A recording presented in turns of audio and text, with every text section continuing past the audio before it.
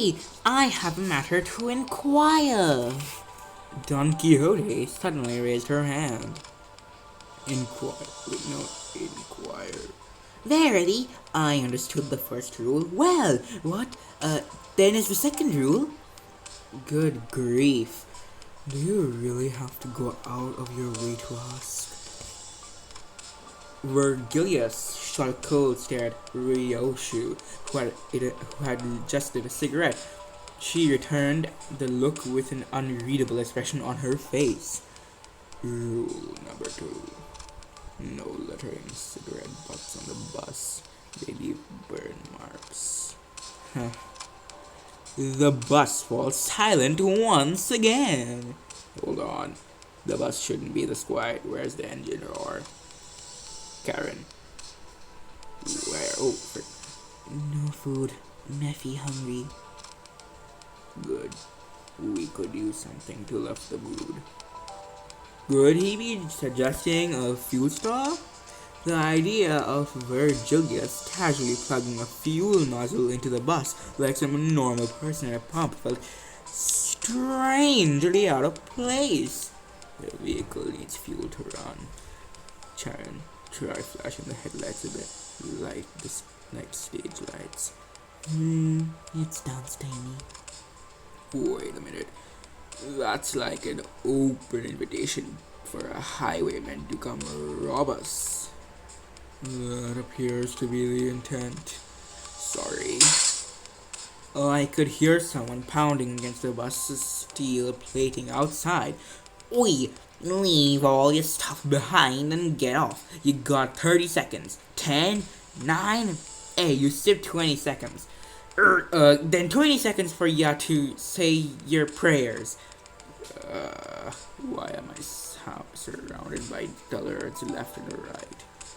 What do you just say? How cowardly of them to ambush us thus! Verily, they must be villains without a shred of doubt. Alrighty, everyone, head off.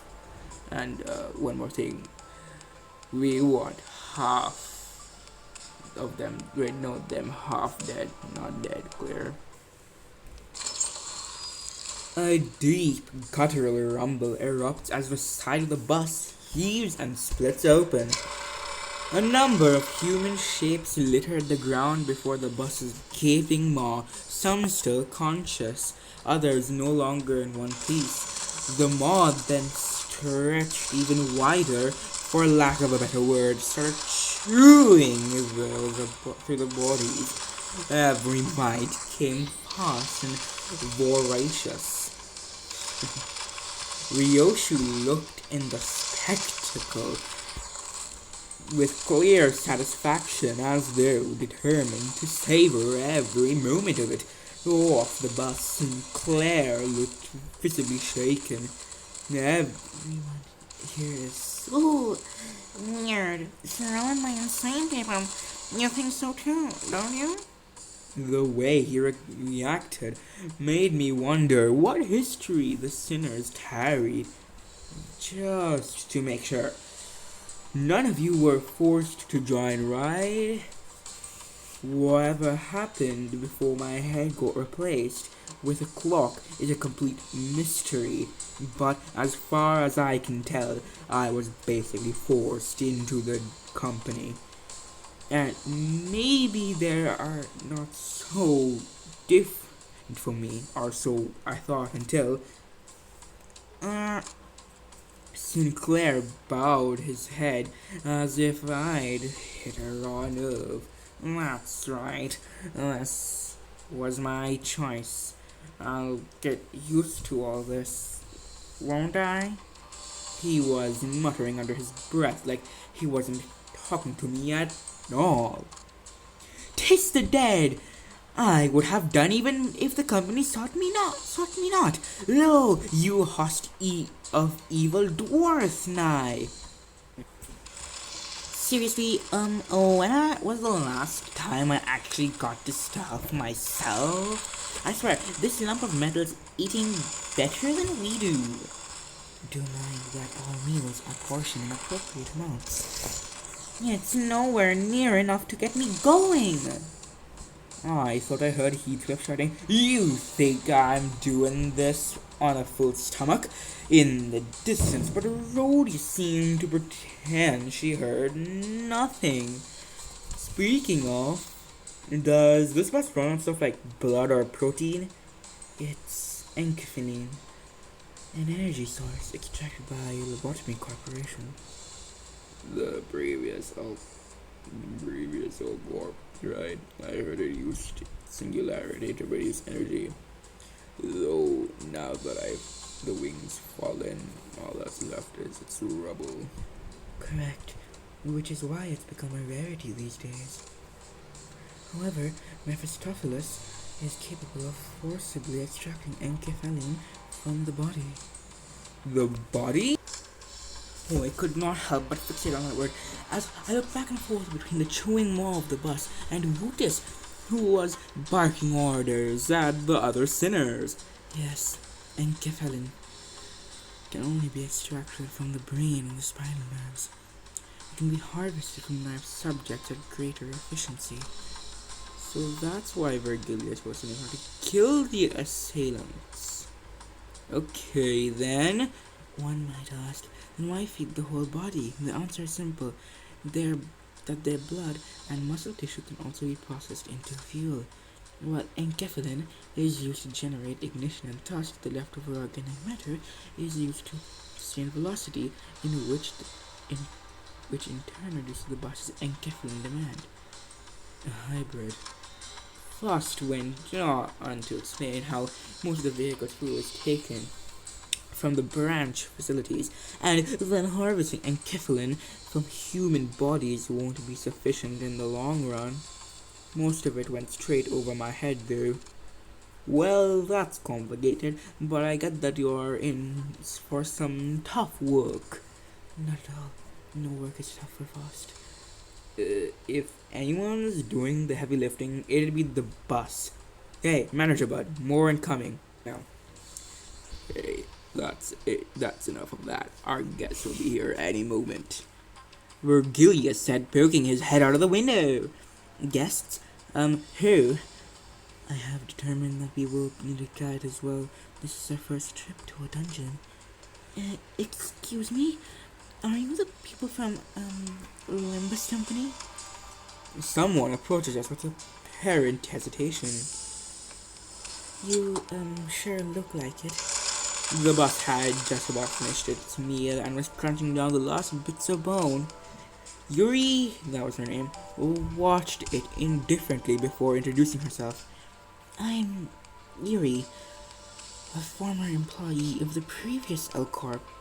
I look forward to working with you. Previous L Corp? You mean it has to be Lobotomy Corporation? Correct. We will move on to the former branch facilities of the Lobotomy Corporation. That is the fallen L Corp. I wouldn't have taken this job if I were you. Even somebody specifically requested me.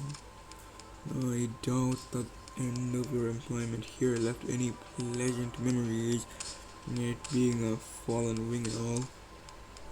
What are you on about? A fallen wing or not, a huge payday will turn any brutal work into a charming memory. I heard those facilities are still crawling with monsters, even now.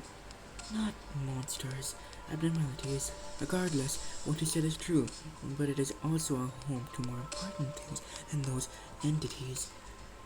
The deepest zones of these branch facilities are plant-like growths that have only recently begun to form the essence of all plants' technology. Okay, if you remember what I said a few days back, I offered you the chance to rid your graver aspect.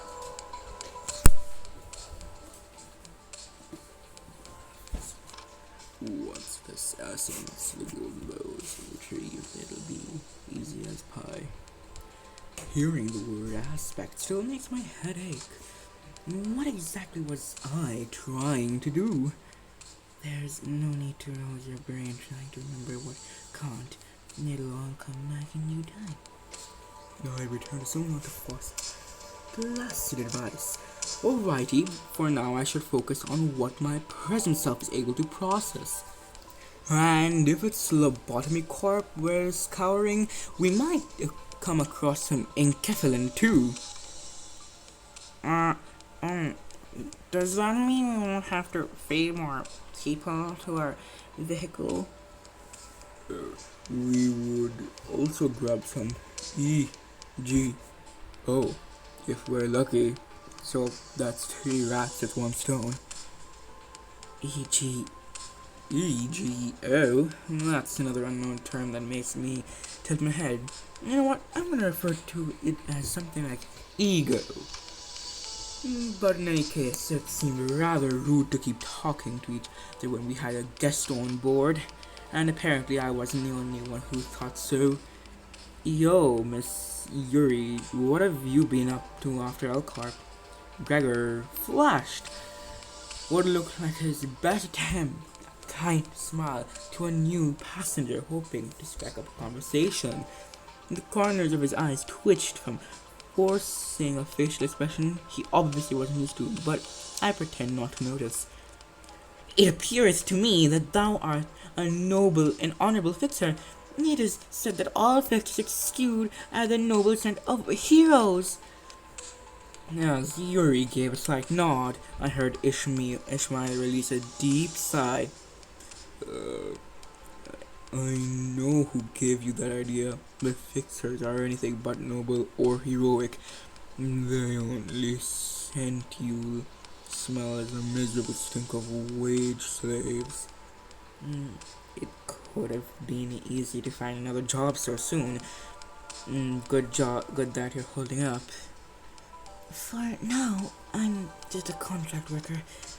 That explains why you decided to come crawling back here. Did they promise you a team leader position or something in exchange for a major find in what's left of your previous workplace?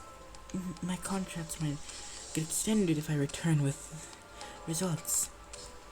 Right. Strong performance becomes a life or death matter if you're aiming for a permanent spot. And what a pointless life that is. Hey, what's with all that sarcasm? Something grinding your gears? I don't know. Every single thing I'm hearing right now is getting on my nerves. Seemingly unaffected by the abrasive attitude, Yuri quietly took an empty seat. Glancing between the two of them, Gregor returned to his seat as well, scratching his head. I don't think I'll ever get used to being around these people. You'll want to fit in fast if you want to make your job easier, Dante. Sharon, time to go. Our guest has taken her seat. Mephi's tongue revived. Sharon's raring to drive.